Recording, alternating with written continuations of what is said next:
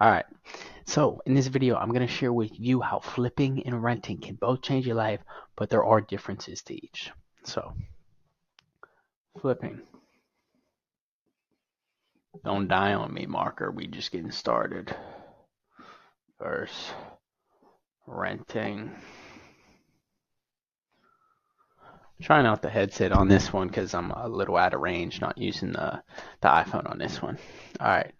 So flipping versus rented. When I started, I was just flipping houses, buying a couple each year, flipping them. And then I realized when our first flip sold for a second time a few years later for 60K more than we sold it for, we were thinking, damn, these things really do appreciate. We could have made another 60 G's. So it really taught us the impact holding properties can have. So flipping properties.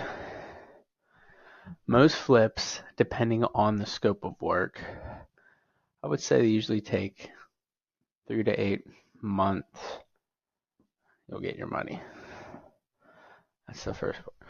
Renting depends on your structure and how cheap you get it. But usually this is like long term. I mean, you'll get some monthly cash flow, but if you refinance and you have a mortgage, you're looking at like a few $100 a month. Unless you refinance and have enough equity, you can cash out in this same amount of time period, but usually less. So we'll put cash out after refi. Now, this money is tax-free though if you cash out with a refi because it's built into the loan, so you're paying it back in a longer span. All right, so flipping. This, we're usually like 30% ROI. So it's going to be thick chunks. Thick chunks. Depends what you buy at, but we're buying at a 30% return or higher.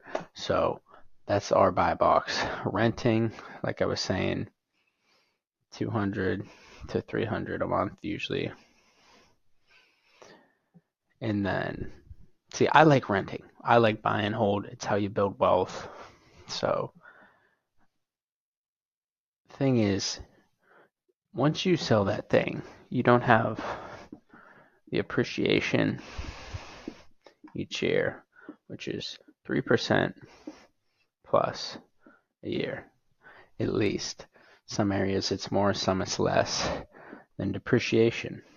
Depreciation is the structure depreciates at a 27.5 year lifespan. So each year you can whack some taxes off. Not only the structure, but the stuff in the structure. Each thing has a lifespan, like an appliance, a furnace, stuff like that. So you have appreciation, depreciation, tax advantages. Can you tell I'm a little biased toward the buy and hold? Nothing wrong with some quick cash, but I've learned my lessons. Tax advantages. So repairs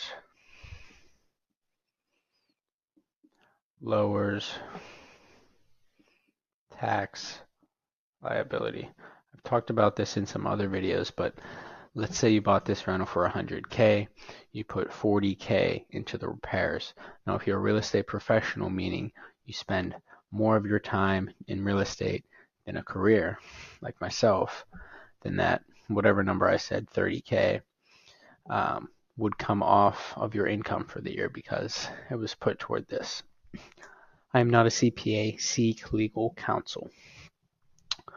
So flipping, it's really just decide what type of strategy you want. Do you want this quick money in 36 months, or do you want to have an asset that appreciates, that depreciates, that has monthly income,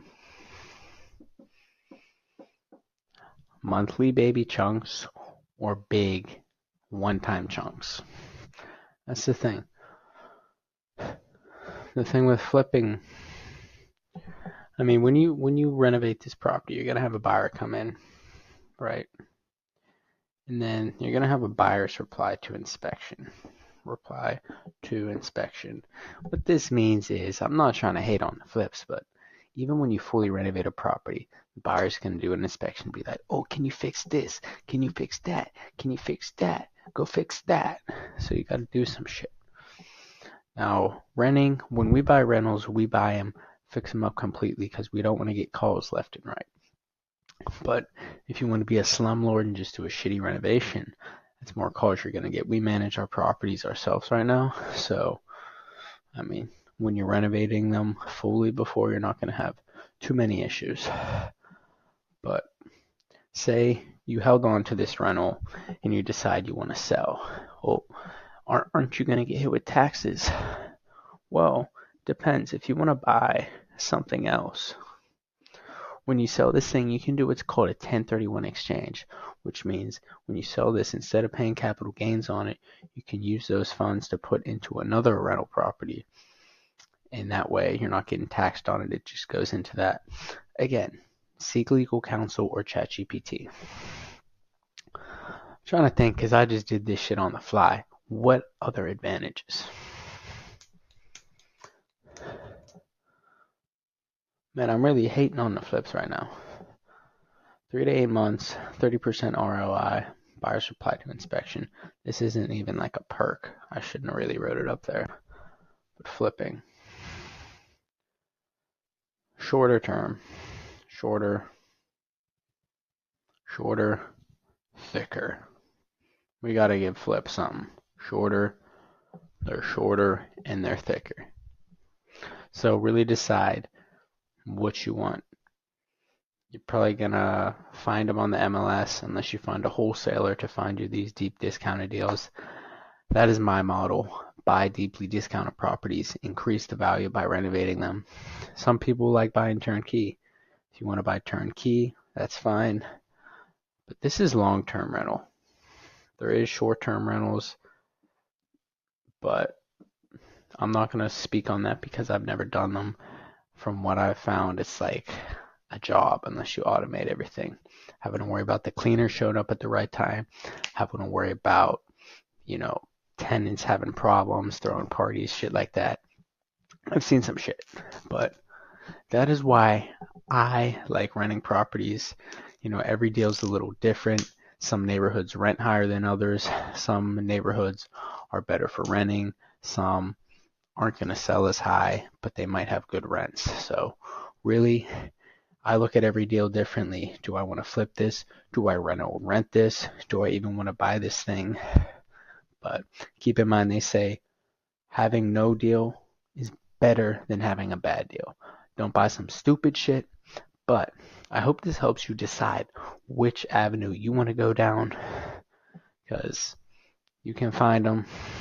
It's a matter of what you want to do with them. Say you do find these, let's talk real quick about how you can finance them. The thing about me is I don't have a regular job, so I can't get regular loans. So when I buy, I use private money or hard money. I think I dropped a video on that, so just go check that out. Comment if you have questions, like, subscribe, so I know what kind of content you like, what kind you don't. So stick around if you want to change your financial future and if you want to become the best version of yourself while you're here. God bless.